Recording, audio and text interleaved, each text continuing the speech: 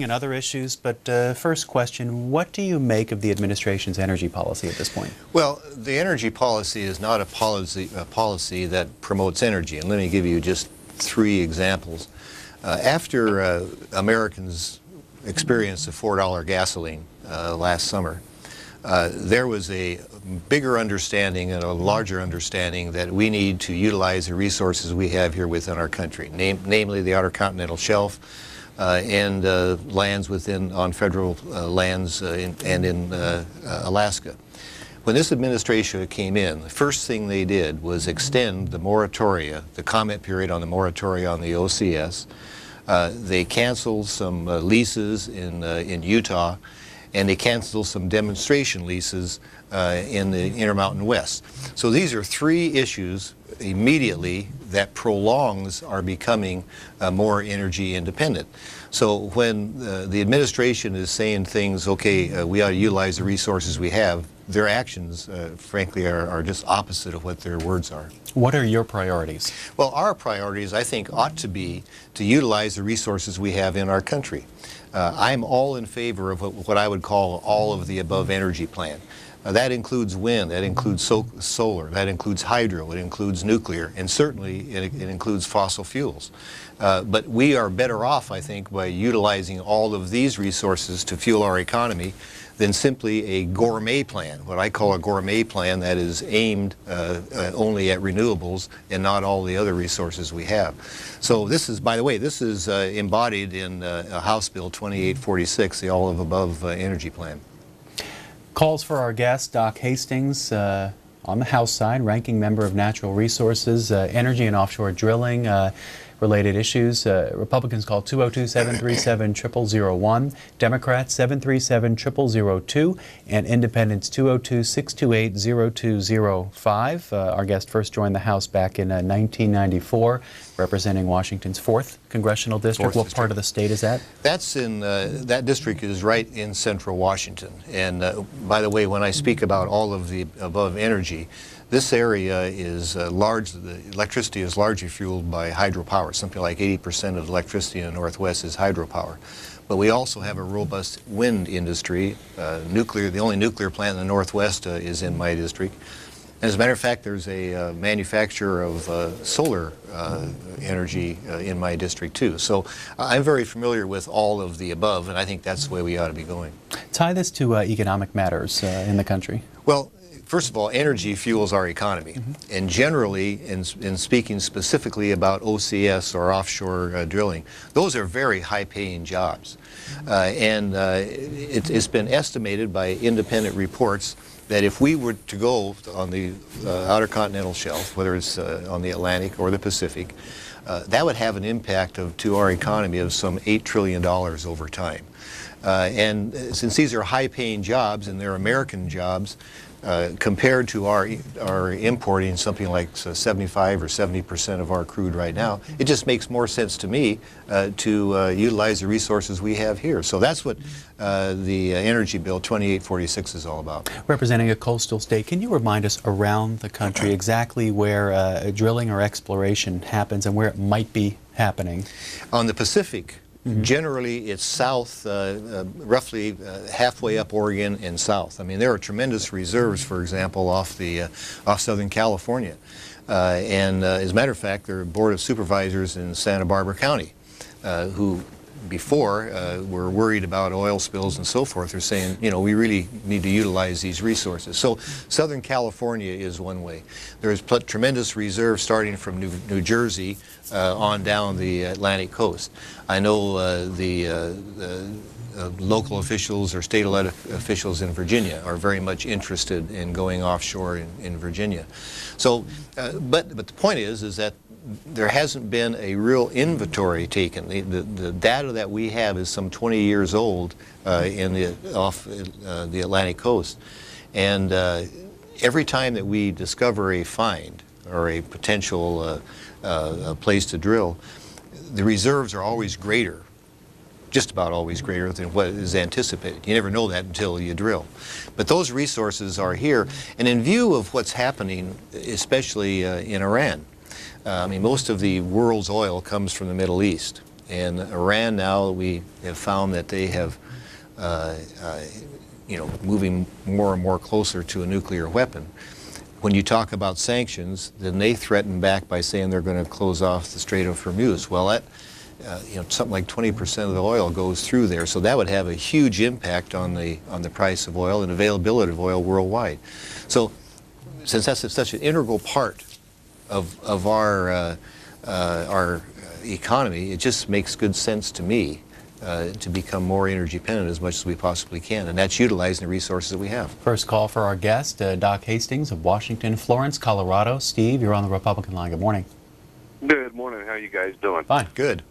Well, I tell you what, we've got a situation here in Colorado that Salazar has come in and cut off a bunch of our drilling because of these special interest groups and these environmentalist crazy people. Is they would rather have other countries drill, and they don't have the standards that we have. So, what's the advantage of having somebody that doesn't care on how they drill and what they do to us that way, and destroying our country? I mean, like California, they had a vote to take some of the oil out of the offshore there, and then they turn around to hide who voted for it. They erased who voted for it. I mean, is this how we're getting so scared of these people? Well, I mean, thanks. Let's hear from our guest. We got the point, caller. Thank you. Let me make a point. If the issue is the environment and to do this in a safe environmental way, we have proven that we can do that. And you need to look no further than the Gulf of Mexico when Hurricanes Rita and Katrina came through there. When they were in the Gulf of Mexico, they were Category 5 storms, and that's where the bulk of our offshore drilling right now is in the Gulf of Mexico. And yet, when those two storms came through, they're back to back, not one rig ruptured. Now, there were some that were destroyed, but not one of them ruptured. And this is older technology. We have newer technology all of the time that's being developed. And so I think we can do it in an environmentally safe manner.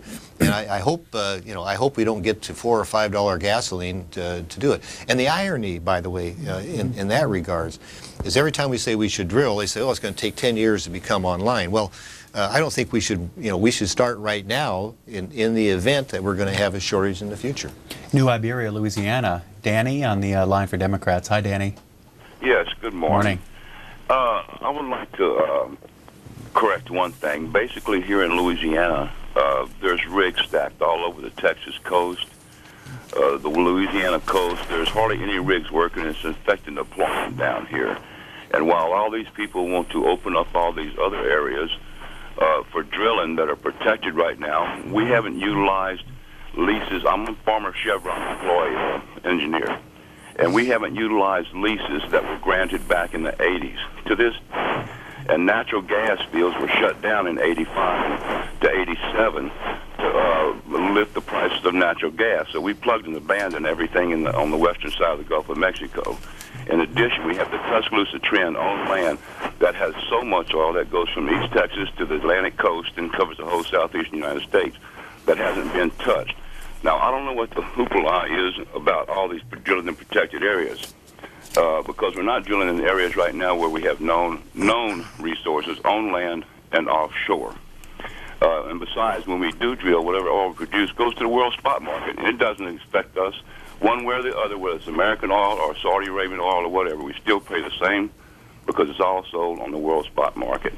So this is all a red herring, and this guy here talking is probably the same one that's going to fight cap and trade, which is going to give us massive employment here, and energy,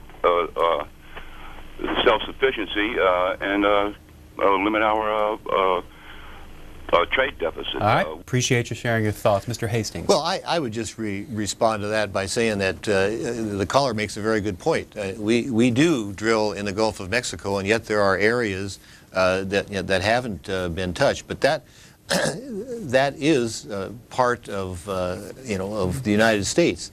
And if we have known reserves in other parts of the United States, it seems to me we ought to let the private, the entrepreneurs go out and see if it's if they can make some money by drilling and supplying us with something that's so vital to our economy. It doesn't make sense to know that we have these reserves and yet not allow our people to go offshore or any place else within the country to try to utilize these resources.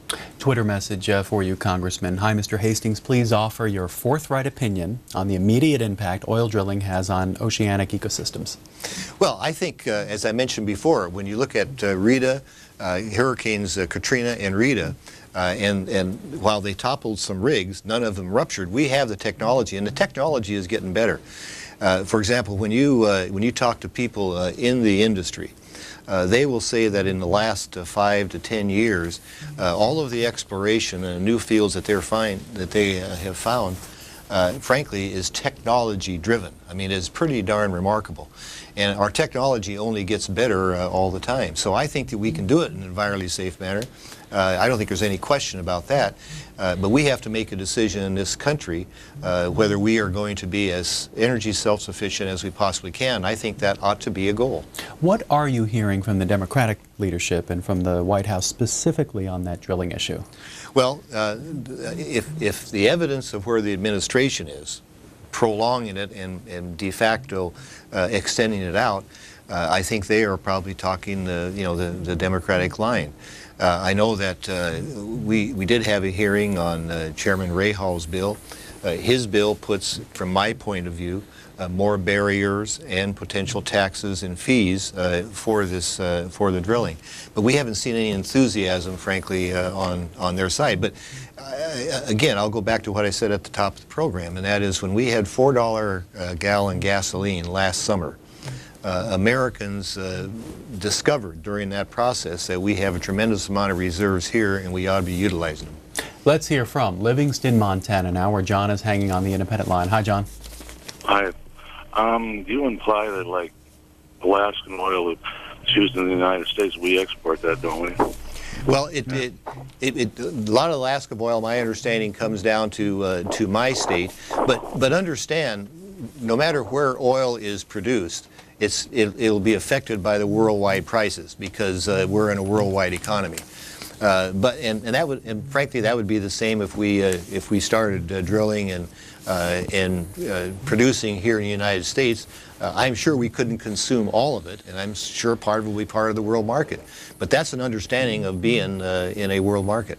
USA Today headline, Congressman, heating costs projected to fall this winter. If you look at the chart they have on page 3B, it says that U.S. households will spend 8% less this year on average for heating fuels. Propane, 14.2%, natural gas, 11.8%, heating oil, minus 2.2%, and electricity 2.0%. What does the story mean to you? Well, that's good news. I mean, it means that somebody is responding to the supplies. The private sector is probably stockpiling this in anticipation of a winter. I mean, this is the normal thing that you try to do in order to supply your customers. Obviously, if you're a supplier, you want to make sure you have adequate supplies at a price that is fair to both you and the consumer. Mahopac, New York now. Chris is on the Republican line. Hi. How you doing? Fine. Listen, I've been a Republican my whole life, and I describe myself as a practical conservative. If you believe that the oil exists to sustain our country going forward, that is a very, very foolish thought. It doesn't exist. The United States produces half the oil it did in 1970, which certainly wasn't all that much compared to the oil consumption in the world. How would you respond to that? And also, have you heard of the GM company called Vauxhall? It's a GM car company where all the cars get 50 to 64 miles to the gallon, and they're not sold here in the U.S. Congressman Hastings. Well, first of all, that's a consumer choice whether people want to buy cars that have high or low gas mileage. That's a consumer choice. Generally, cars that get higher gas mileage, I think consumers look at those and say, they may not be as safe as cars that don't. I mean, those are decisions that individuals have to make.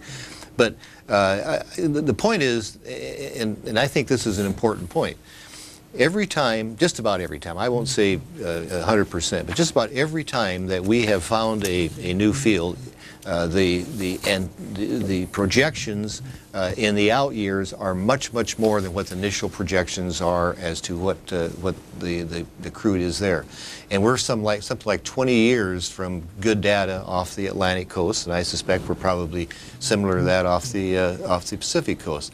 So and they're going. I mean, there was a huge find, for example, in the Gulf of Mexico just 2 or 3 weeks ago, and they went down 30,000 feet. I mean, it's pretty remarkable the technology that is being used to discover these reserves. So while I know that sometime in the far out future there probably won't be any more petroleum, I know that I have to believe that there's plenty reserves right now, and we ought to try to go and get them as long as they're economically viable and they fuel our economy. I think we should utilize them. As you say that, Congressman, there's this story about Exxon buying a stake in an oil field in Ghana.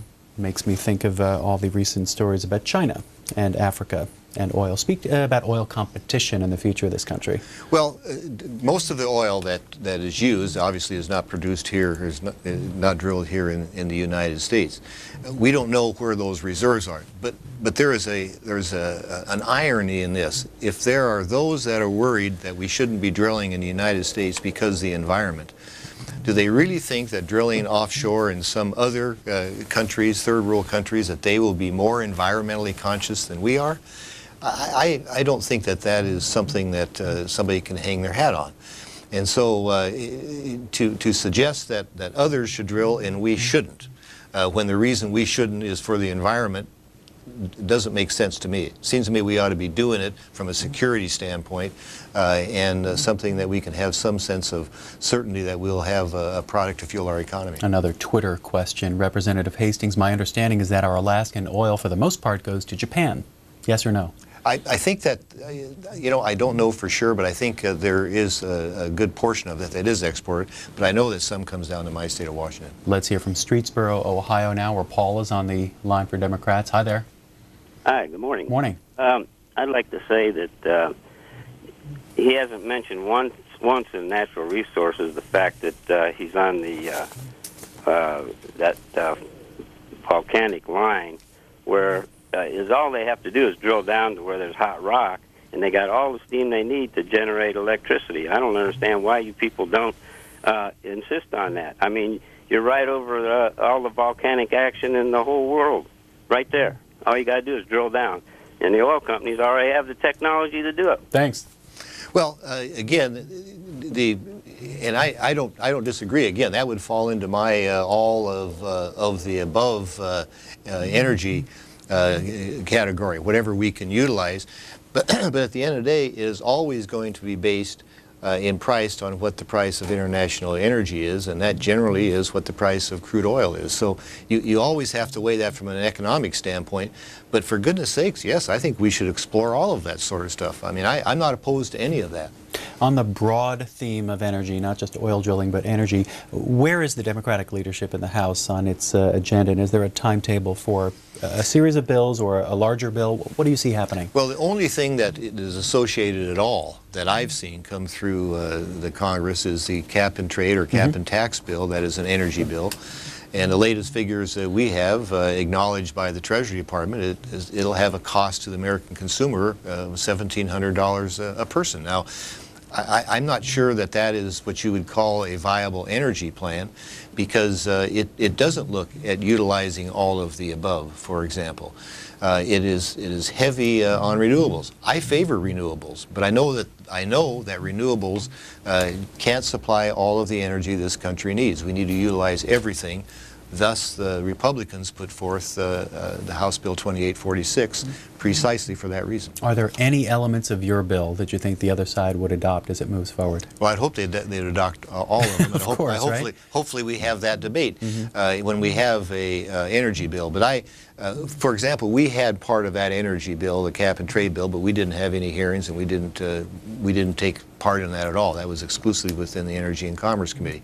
If there's another energy bill that were to move forward, I would certainly want to be part of that and debate the issue of drilling and utilizing the resources we have here within the continental United States. On cap and trade, do you see final action in Congress when, early next year? Well, they're talking, the Senate, as you know, has just introduced a bill. They haven't moved. I think there's a little skittishness, frankly, on the other side, on the Democrat side, because the bill was rushed through without anybody really looking at it.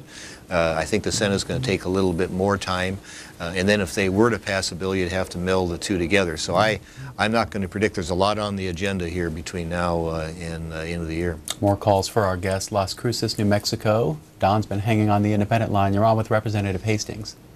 Mr. Hastings? Yes. I lived in Washington from 1977 to 2002. Whereabouts? And I was in Seattle. Yes. And during that period of time, I was around for WPS, the Washington Public Power Supply. Right. And it was a public, and what it was at that time, it was a nuclear power plant. Right. And they had to ultimately abandon it because there were so many cost overruns. Right. And what happened is they put it in storage and spent $2 million a year. And because of that public power supply issue, the bond rating in Washington was being questioned because of so much money that was being put in there and no returns.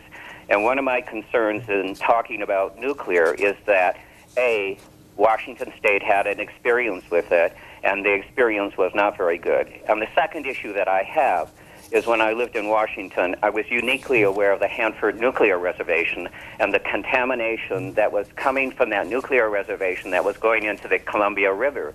And as far as I'm aware, that has never been resolved, and Congress keeps putting off resolving that issue of really containing that.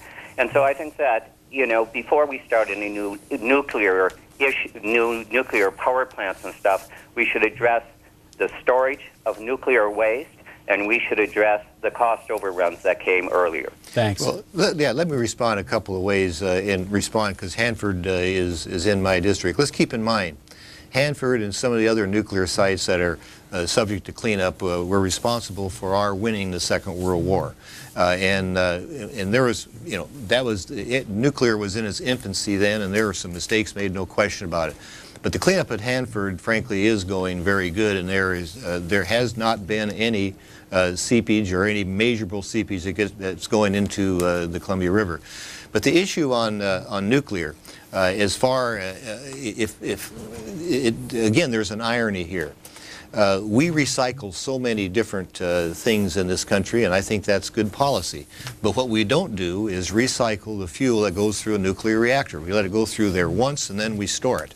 If the issue is that what do we do with the waste, then why don't we recycle it in order to reduce the footprint? You get more efficiency out of it, no question about that. But those that are opposed, principally the anti-nuclear crowd, they're opposed to recycling. It doesn't seem to me, it seems to me you can't have it both ways, because they don't want nuclear because of the waste. Okay, then let's recycle the waste, but they don't want to recycle the waste. And now, of course, they don't want a national repository at Yucca Mountain. That's a political decision, clearly by Senator Reid. There's no question about that, and that has yet to be resolved. So, but I think that nuclear, if the issue is clean air, nuclear, hydro, they fit that pattern very, very well, and we ought to pursue it. Next call, Davie, Florida, Republican line. Dennis, hi there. Good morning. Morning. Good morning, Representative. Good morning, host. Good morning. Good morning. Go right ahead. Yes. First of all, I'd like to just state that I have a background in geology. I'm very familiar with the resources that are available to us. And I think you're overstating the case on those reserves.